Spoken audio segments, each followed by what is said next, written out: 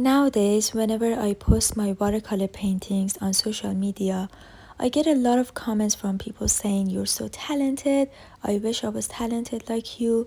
And whenever I see those comments, they remind me of the days when I thought I was the least talented artist on the planet. Sometimes I wasn't even sure why I kept going, because I was throwing away probably 95% of my paintings.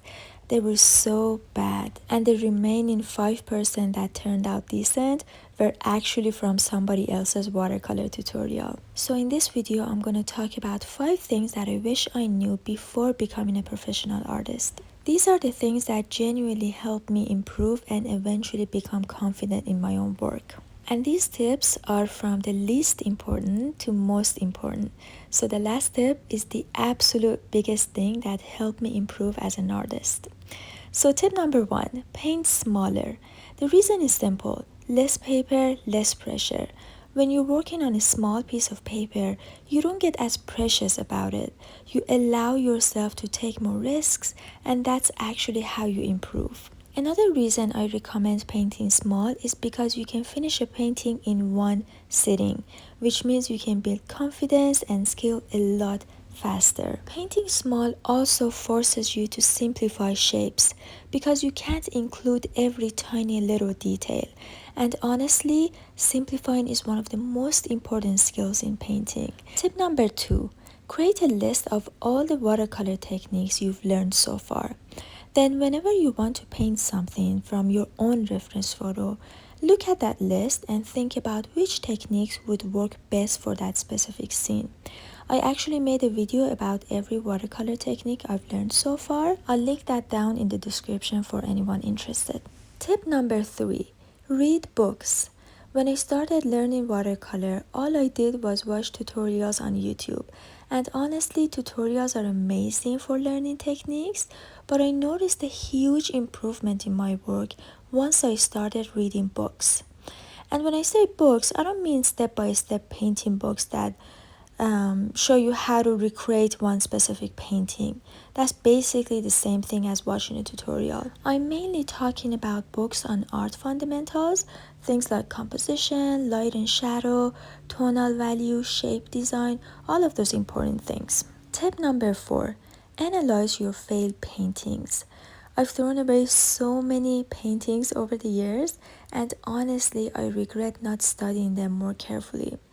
At some point, I started forcing myself to really look at my paintings and figure out at least one thing that went wrong.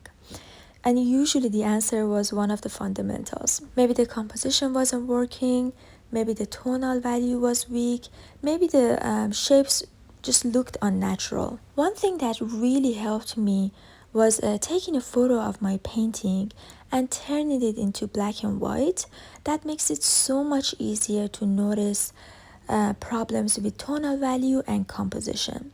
So instead of getting discouraged by a bad painting, try to figure out one specific thing that you can improve for the next one. And finally, tip number 5, the most important tip that actually helped me improve my paintings. Do a black and white thumbnail sketch of the paintings that you love. For example, maybe you see a beautiful landscape painting on Pinterest or social media and you wish that you could paint like that artist.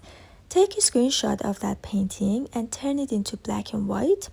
This step is very important because it removes all the distractions from color. You start focusing purely on composition, values, and simplification. Then do a very quick thumbnail sketch of that painting using something like a charcoal stick, graphite pencil, watercolor crayon, anything like that. Personally, I prefer something with a thicker tip because it helps me to stay looser in my sketch and not get too caught up in tiny details, but honestly, use whatever you enjoy. The goal is to understand how the artist simplified the scene and organized the shapes. And this completely changed the way I approached my own paintings. I remember when I was a beginner artist, everyone kept saying do thumbnail sketches. But whenever I tried, I was basically just copying my reference photo exactly as it was. It felt boring and pointless. But once I started studying successful paintings, I finally understood what thumbnail sketches were actually supposed to teach me. That's when I started understanding composition and simplification in a more practical way. And eventually, when I started creating my own paintings from my own reference photos, I actually knew what to do. And honestly, I think this is one of the most practical ways to improve as an artist, no matter the medium that you use. So yeah, those were my 5 tips. I really hope you enjoyed watching this video. Let me know if you have any questions in the comment section, and I'll see you in the next one. Happy painting!